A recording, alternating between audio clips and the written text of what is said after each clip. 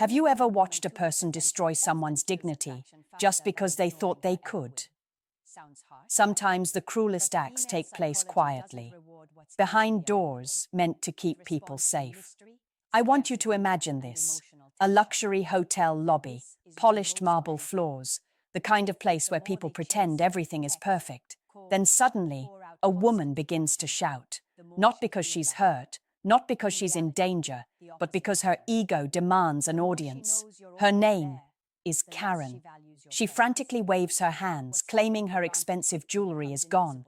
And in an instant, her eyes lock onto the maid standing nearby, a quiet woman with tired hands and humble clothes.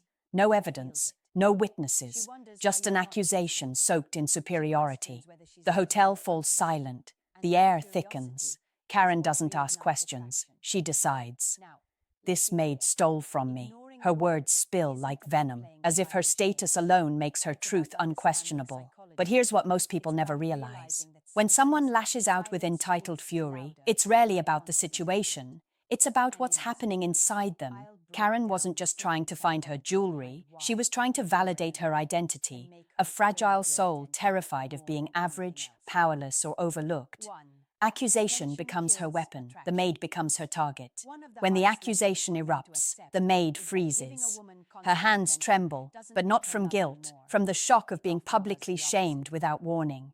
She's worked here for years. No record of complaints, no reason to be suspected. Just a quiet woman who shows up every day, trying to provide for her family. But Karen doesn't care about truth. She cares about a story, one where she is the victim, and everyone else exists to serve her emotions. The hotel manager arrives, trying to de-escalate. He speaks calmly, asks if Karen has checked her luggage, her purse, her room. Basic steps any reasonable adult would take. But entitlement doesn't negotiate. It demands. Karen doubles down. It was here. The maid must have taken it. Notice how the word must replaces evidence. That's psychology at work. When ego is threatened, the mind becomes a factory of assumptions. The maid, voice shaking, insists she hasn't stolen anything. She even offers to let them search her belongings. But Karen rejects the offer. Deep down, she isn't seeking the truth. She's seeking validation. Because for people like Karen, humiliation isn't collateral damage. It's the point. To her, lowering someone else is a shortcut to feeling elevated. Instead of healing her insecurity, she projects it outward, turning her internal chaos into someone else's burden. The security office door closes behind them, and for the first time, the noise fades. The cameras don't lie. They rewind the footage, hours, minutes, seconds, until the truth plays out in front of everyone's eyes. Karen's jewelry wasn't stolen. It was sitting safely inside her own designer purse. The same purse she'd thrown onto the bed while scrolling through her phone earlier that morning. Silence. Thick, heavy, unbearable silence. The kind that exposes everything words tried to hide. The manager looks at Karen, waiting for a reaction. The maid stands quietly, her face pale but calm. And in that moment, you can see the exact second Karen realizes she's been caught, not just in a lie, but in her own reflection. Her first instinct isn't apology, it's defense. She blurts out, "Well, she must have still touched it. Maybe she was planning to take it later." Denial, the last refuge of pride. But here's the truth. No one teaches you about human behavior. People don't fear being wrong. They fear being seen as wrong. The ego can't survive transparency, so it twists, it distorts, it fights to keep the illusion alive. The manager speaks gently. "Ma'am, the footage shows no misconduct. The maid only cleaned the room." And still, Karen shakes her head, refusing to face herself. When they return to the lobby, the energy has shifted. The same guests who once watched in silent curiosity now look at Karen with quiet judgment. Whispers trail behind her like shadows, each one reminding her of the truth she tried so desperately to bury. Her husband keeps a few steps away, embarrassed. He isn't angry. Not yet. Just stunned. Because the woman he thought he knew revealed a side he can no longer ignore. Karen tries to salvage her dignity. She straightens her posture, adjusts her purse, and forces a smile. But confidence built on illusion collapses fast. Now, every gesture feels hollow. The manager clears his throat. He gently explains that the hotel takes accusations seriously and that publicly shaming an innocent employee has consequences. He doesn't raise his voice. He doesn't lecture. He simply states the truth with calm authority. But calm truth is louder than rage. Karen mumbles, "I was just trying to protect myself." And that's the final tell. Because people like Karen rewrite reality to avoid accountability. She didn't protect herself. She attacked someone else to feel powerful. Her husband pulls her aside. His voice is low but firm. "You humiliated someone who did nothing wrong. You didn't even consider you could be mistaken." Karen opens her mouth, but nothing comes out. They fear being seen as wrong.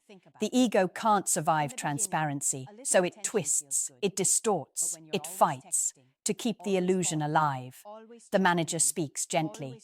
"Ma'am, the footage shows no misconduct. The maid only cleaned the room." And still, Karen shakes her head, refusing to face herself. Later that evening, Karen sits alone in her hotel room. No audience, no spotlight. Just the quiet hum of her own thoughts and the weight of everything she tried to outrun. Her husband went for a walk after their argument. He needed space, not because he didn't love her, but because he didn't recognize the woman who stood in the lobby, shouting accusations like truth was optional. Karen stares at her reflection in the mirror. Without the anger, without the performance, she looks tired. Not physically, spiritually, because beneath entitlement, there is always a deeper wound.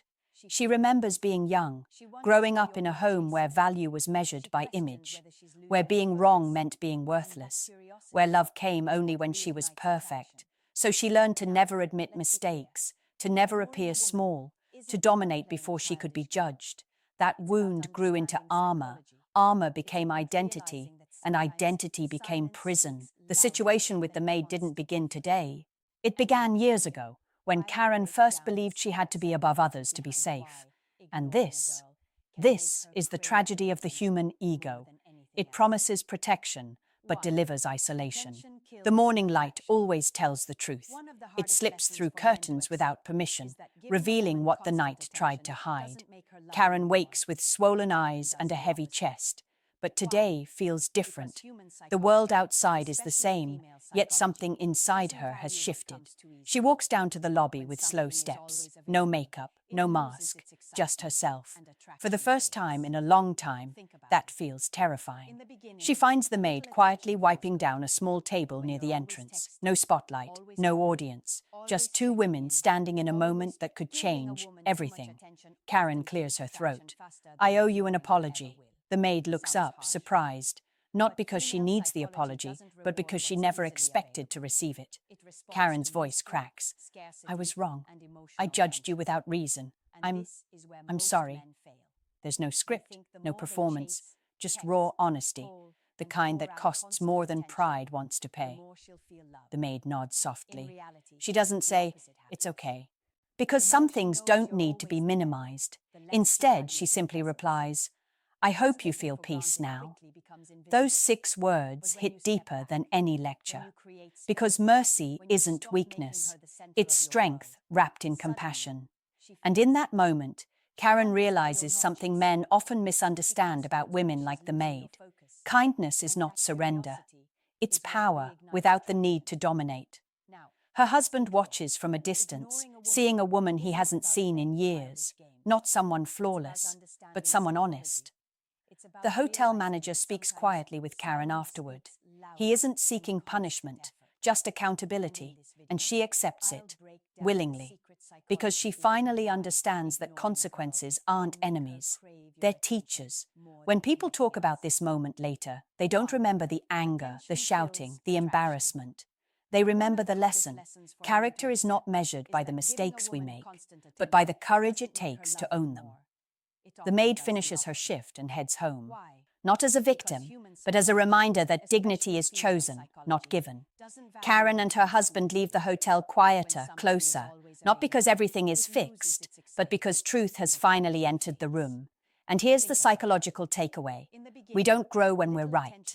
We grow when we face where we went wrong, when we trade ego for empathy and image for integrity. So let me ask you something. Have you ever judged someone before knowing the full truth? Tell me in the comments below.